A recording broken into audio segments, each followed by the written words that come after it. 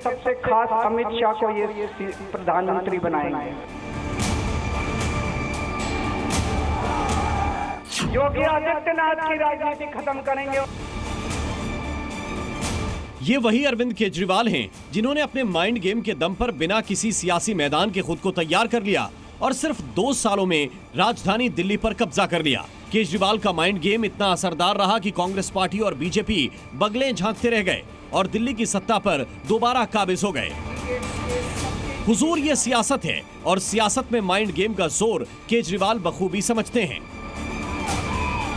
अरविंद केजरीवाल 6 दिन पहले यानी 10 मई को दिल्ली की तिहाड़ जेल से बाहर आए।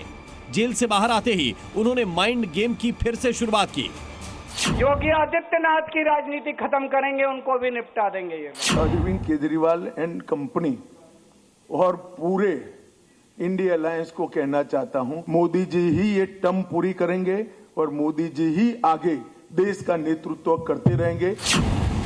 24 की सियासत में केजरीवाल का माइंड गेम, कंफ्यूजन वाली सियासत में केजरीवाल को महारत। ऐसी सियासत करने में केजरीवाल को वाकई महारत हासिल है। यूपी में आम आदमी पार्टी चुनावी मैदान में भले नहीं है, लेकिन इसी माइंड गेम के सहारे अरविंद केजरीवाल उत्तर प्रदेश में बीजेपी के मिशन 80 में सबसे बड़ा रोड़ा बन गए हैं। लखनऊ में अरविंद केजरीवाल ने अखिलेश यादव के साथ प्रेस कॉन्फ्रेंस की। अब सुनिए अरविंद केजरीवाल का mind game number 1। Modi ji अपने लिए वोट नहीं, अमित शाह जी को प्रधानमंत्री बनाने के लिए वोट मांग रहे हैं। केजरीवाल के इस बयान के मायने समझिए। मोदी के नाम पर मिल रहे समर्थन को बीजेपी से दूर करना। अब सुनिए केजरीवाल का माइंड गेम नंबर 2। अगर ये लोग जीत गए तो योगी आदित्यनाथ जी को 2 से 3 महीने के अंदर उत्तर प्रदेश के सीएम पद से हटा दिया जाएगा। केजरीवाल के इस बयान के मायने समझिए। योगी के नाम पर यूपी में मिलने वाले वोटरों को बीजेपी से दूर करना। 24 में केजरीवाल की कंफ्यूजन पॉलिटिक्स, बीजेपी में जंग छिड़वाओ और मार लो मैदान। यूपी में बिना चुनाव लड़े केजरीवाल ने अखिलेश यादव का साथ देकर उन्हें भी कंफ्यूजन पॉलिटिक्स के लिए अपना शिष्य बना लिया है। वो कैसे, दोनों के बयान सुनिए। केजरीवाल की confusion politics. Bharatiya Janata party को 250 से भी नीचे, मेरे हिसाब से 220 के आसपास, 3-4 दिन पहले भी मैंने कहा था, 220 से कम सीटें इनकी आती हुई नजर आ रही हैं। भारतीय जनता पार्टी जो 400 पार का नारा दे रहे थे, 400 पार नारा इसीलिए दे रहे हैं कि 543 में 400 के बाद वो सीटें देख रहे हैं, तो वो केवल 143 बन रही हैं। अरविंद केजरीवाल साहब ने कहा कि 24 में बीजेपी को 220 सीटें मिलेंगी, तो अखिलेश ने कहा बीजेपी को 140 सीटें मिलेंगी। जी हां, यूपी के वोटर समझदार हैं तो समझ गए होंगे, यही है कंफ्यूजन पॉलिटिक्स। अब बीजेपी केजरीवाल की इस कंफ्यूजन पॉलिटिक्स पर हमलावर है। जब व्यक्ति जेल में जाता है ना, उसकी बुद्धि भी पलट जाती है।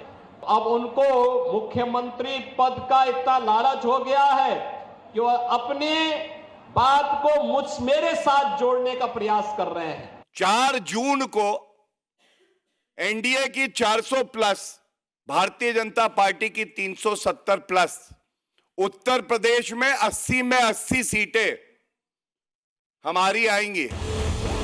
वैसे बीजेपी के निजी मसलों के बारे में सिर्फ बीजेपी को ही सोचने का हक है, लेकिन 24 के सियासी संग्राम में अरविंद केजरीवाल ने गंगा उल्टी बहा दी है। उनकी तरफ से बीजेपी के मुद्दे उठाए जा रहे हैं, पार्टी के अंदर चल रही रस्साकशी को पूरे देश के सामने रख रहे हैं और बार बार रख रहे हैं। कहने को योगी की सीएम कुर्सी पर कोई खतरा है या नहीं, ये समझना बीजेपी और योगी को है, लेकिन जनता के मन में उन्होंने संशय डाल दिया है कि योगी की कुर्सी खतरे में है, तो ब्रांड मोदी को कमजोर करने के लिए अमित शाह का नाम ले रहे हैं। ब्यूरो रिपोर्ट, जी मीडिया।